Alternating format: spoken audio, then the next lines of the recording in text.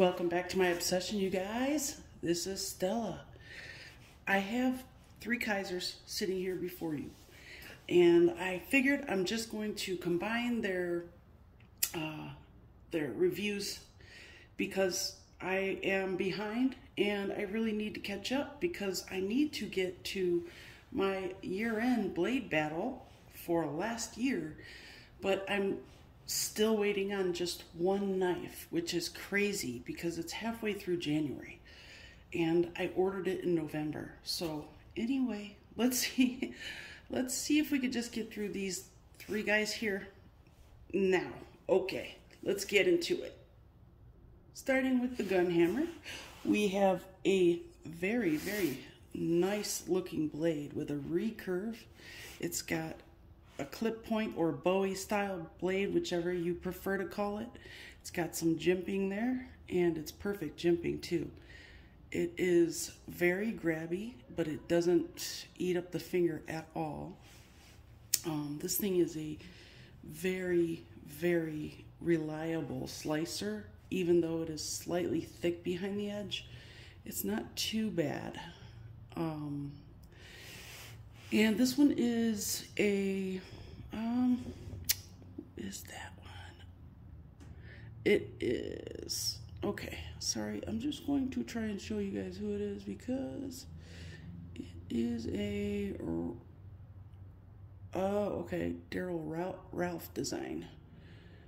Daryl Ralph design, which, this is my first knife ever by that designer, and I'm really impressed. So I love this knife. The flipper action and the thumb stud action are both very good with this knife. Now, once in a while, because it is the Gunhammer, and this very much so resembles a Gunhammer. So I get why they did that. So for that reason and that reason alone, I'll let it go, you know. It's not like I have any power to change it anyway, right? But I think for that reason, it's acceptable, I guess you could say.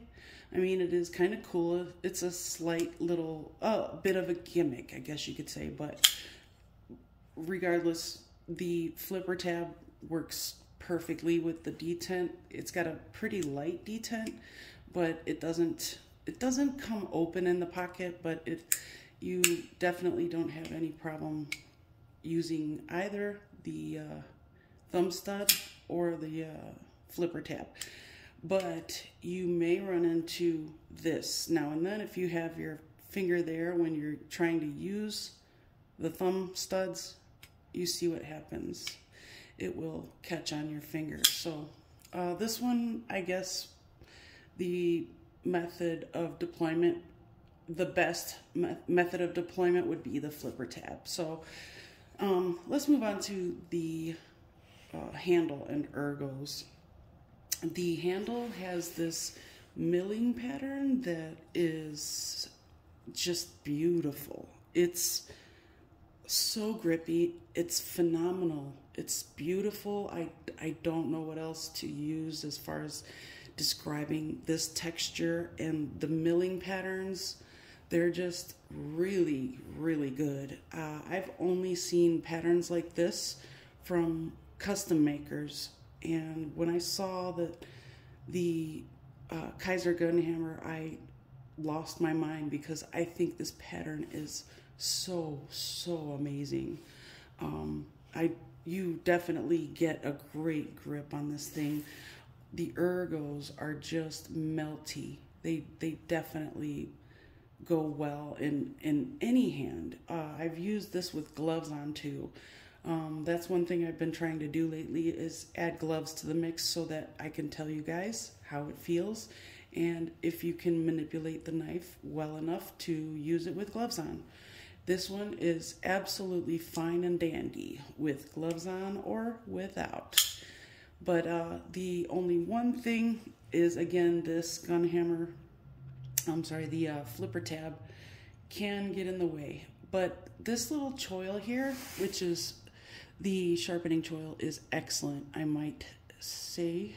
But this little choil right here is usable, but I'm gonna say, you know, be very careful, especially if you have bigger fingers. You probably won't be able to use it if you have bigger fingers. But the ergos on this guy are phenomenal. And when you do, if you do ever choke up, you get an even better grip. And I don't know how that's possible because you don't use your whole finger, but the knife just feels so sturdy in your hand. It's not going anywhere. This thing has fabulous action too. It's so smooth. It's got that hydraulic feel to it. And for a size comparison, there's a quarter. I don't much like, you know, holding it up to knives that people sometimes don't have in their collection. So in most cases, people know what our coins look like. Even if you're in another country, you may know what a quarter looks like, or, you know, in relative to what your coins look like. So let's see. Now I do want to do some specs as far as just the weight. I'm not one to try and measure them all out, and once in a while I'll add the sharpened edge, but let's just get the weight on this guy here. So it is 4.83 ounces. So even though this thing it's got the thick blade stock, like you can see, it's a pretty healthy blade, I'll say. It's got the thick blade stock. It's got a nice sized handle. And I like the fact that it's wider this way and a little bit more slender this way. This thing is right at, like, just a hair under a ½ inch thick. So it's still perfect for the size of this knife. It's a really good size knife. This is the perfect thickness. Now the pocket clip is perfect. I have nothing to say but good things about the pocket clip. It's great. It goes in and out of the pocket just fine, and the tension is really good, especially for how thin they milled it. As you could see, the body screws are T8s, and that is one thing that makes me extremely happy. So it's a really cool knife. I definitely recommend it. Now let's move on to one of the other guys. Okay, so we have the Kizer VK1FL, made by Vulpex Knives, designed by Vulpex Knives, sorry. And so the VK is obviously for Vulpex Knives.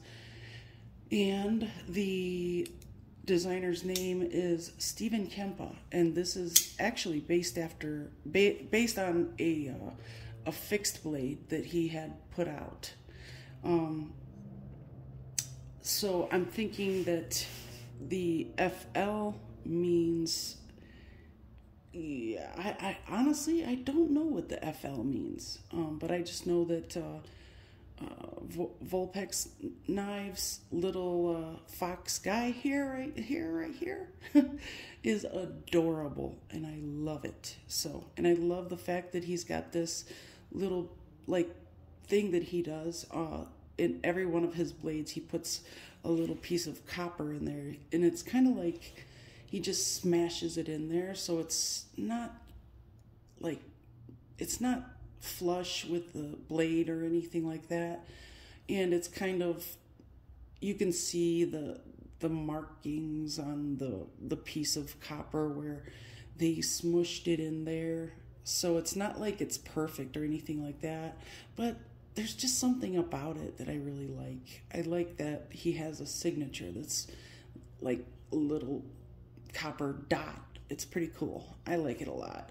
So this is modeled after a fixed blade, and I believe that they have designed this handle to fit anyone's hand.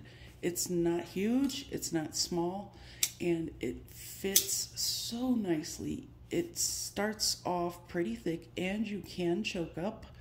And by the way, the geometry of the blade is fantastic. It slices. Oh my God, it's like a dream. But the handle is, it's got this little bit of milling work, like micro milling, but you can feel it. It's nice and textured, and I love the way he did, like, they've done a raised pivot area here, and as well as the pocket clip, and there's like a little bit of grip right here in addition to the milling, and this pocket clip is fantastic as well. It works so nicely going in and out of the pocket, and even though it's a little longer than I think they didn't really have to make it this long, but it makes sense that they did, because if they made it any shorter, it may have kind of interfered with the lock bar. So it's probably a pretty good decision they made by making it longer, and it's fabulous. So it doesn't, there's nothing about it that bothers you. It doesn't press on the hand too much. You can feel it, but that's about it. Now, the only thing I would say about this one is the angle. This isn't your normal everyday, like utility knife. It's definitely not a utility knife. I would have to say this would be a great knife for chopping. So if you're going camping or whatever the case is, and you want to cut up some apples, or you're just cutting through some meat, a steak, whatever the case may be, this is a great knife for those of you out there who actually use your pocket knives to cut through steak and things like that. This is a perfect knife to do that with. Now, this blade is almost completely flat at the edge, but it still has just the slightest bit of belly. Now, I don't know, they call it a reverse tanto. I can't bring myself to call it that, but I don't want to give this thing a name, because it's not a Wharncliffe, but it could be a reverse tanto depending on who you are too. So it's all in the eye of the beholder, I guess. And I don't care what it's called. I like the knife. It's definitely not suitable in my everyday life for things like utility purposes, if you go to do like intricate or detailed work, you would have to go at a complete 90-degree angle, and that's kind of just not good with this knife. It's great for other things though, and you can choke up right here, and I love that because it fits so nicely in your hand. That choke up right there provides so much leverage when you are chopping down. This thing does melt through cardboard, I will tell you that. It's perfect for cardboard because you get these slicing cuts and it just works perfectly. These are S35 VN, by the way, both of these. This one is as well, so yeah, so S35 VN on both of these. I love the VK1. I think it's so unique. I love the handle. I love the small amount of milling, the contouring. It's a gorgeous knife. I love that. It's really nice. So very, very well thought out design. However, not exactly thought out for a lot of utility work, but I think they had something in their heads when they came up with this idea. I just don't know what yet. So let's see how much this one weighs, because it's so light. It's crazy. Let's turn this guy on here. 0. There we go. Oh, I forgot to mention the flipper, 3.7 ounces. This very light. It's really light, actually. I knew it was going to be pretty light. It's such a comfortable carry, you guys. This pocket clip, I'm sorry, this flipper tab is phenomenal because there's no pocket pecker about this knife. There's nothing about this knife that is uncomfortable to carry whatsoever. The idea that they've used in execution is flawless. With this flipper tab, this is one of my favorite flipper tabs in my collection, hands down, period. It is a great carry, and it's an easy carry too. So I love an easy carry. It's a great backup, but it also can work as your main knife. So this is definitely one for the books. I love this knife. It's great. Definitely recommend it. All right, let's move on to the next one. All right, and last but certainly not least, not at all, we have the T1, which is an Uli Heinecke design. Now, I'm not too familiar with that gentleman either, but I can tell you I love his design. I love the thumb stud deployment on this. It's so satisfying. It's just crisp and it just flies out with authority. And who doesn't love a knife that flies out with authority like that? It is great, which is something I forgot to mention about the VK1. The action is phenomenal. Absolutely fabulous. But on this guy right here, you got this beautiful belly on here. Nice traditional kind of drop point blade. Very simple lines. I love that they carried this milling line all the way through to the blade. I love that. It's a very simple design, and I love that they made the handle wide. I love that this is still a slender handle, and that's one thing I love about all three of these knives. The pocket clips don't get in your way whatsoever. They just rest in your palm in a very comfortable spot. They do for me anyway. I don't know if you guys have a different experience with yours. If you have the T1, comment below. Let me know what you think of it.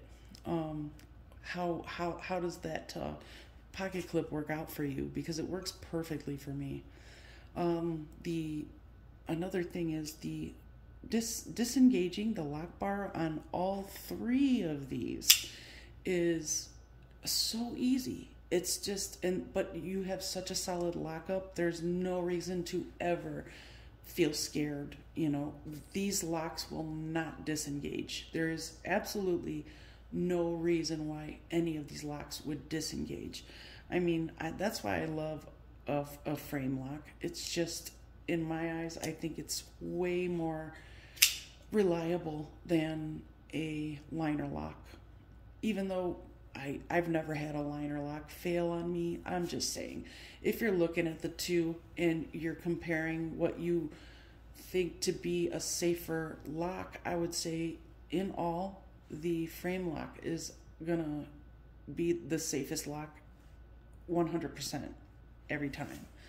So, and then you've got this lanyard hole here that they kind of incorporated with the design, which I like that, because this would actually look cute with a lanyard, or it would be a nice looking knife with a really nice bead on there.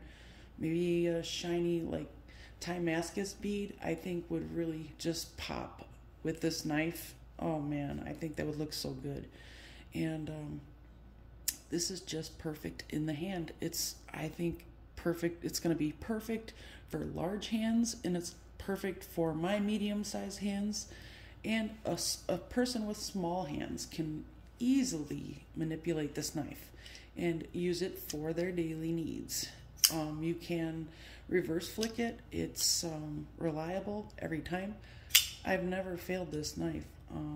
It is a pleasure to fidget with. It's definitely got a slight fidget factor, especially with the reverse flick is so fun on this knife. This one has great geometry as well.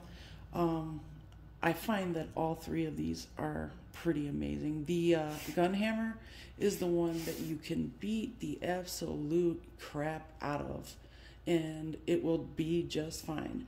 These other two, I'm sure you could beat them too, but I think they're so pretty. I just wouldn't, you know.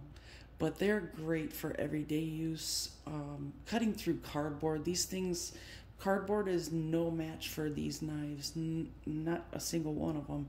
I love using all three of these knives. They're great. They feel good in hand. They're just comfortable. Like, oh, the T1. I gotta tell you, you guys, it's so comfortable. I think anybody, if even a non-knife person, if you got this in your hand, you would fall in love. There's no way you can't. You're not gonna fall in love with this knife. It's amazing. It's perfect. I just love that it's such a plain Jane kind of knife. It doesn't have the old school pivot. That's another thing that Kizer has been doing. They've been sending extra hardware with their knives now.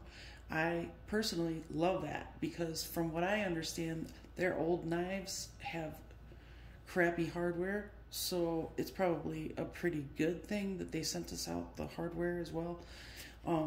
That way, if we have any troubles in the future, as far as disassembling any of these and we strip out a screw or two, we got backups. So, and they gave you a full amount of, like, the entire pack of what am I trying to say here? Hardware, the whole thing. They gave you some extra hardware, so yeah. But this knife is just, it's fabulous, and I think a lot of my subscribers would love this knife. So I definitely recommend that you guys get it all day, every day. Anyway, so that's the 3 amigos here. I love all 3 of these knives. This for sure has the most interesting and just the coolest milling pattern. I can't get over it. Every day I look at it, I'm like, ooh, God, that knife is sexy. But honestly, I think they're all sexy. They all have something very unique about them, and I think that a lot of people would agree with me. So anyway, thank you for stopping by. I hope I didn't waste a whole bunch of your time. I'm just kidding with you. Anyway, hope you made it to the end, and I will see you soon. I forgot to weigh this one. Hold on. Let's see how much it weighs. 4.3 ounces. So the VK1 takes it for the lightest knife there. So yeah, all great knives. Okay, see you soon.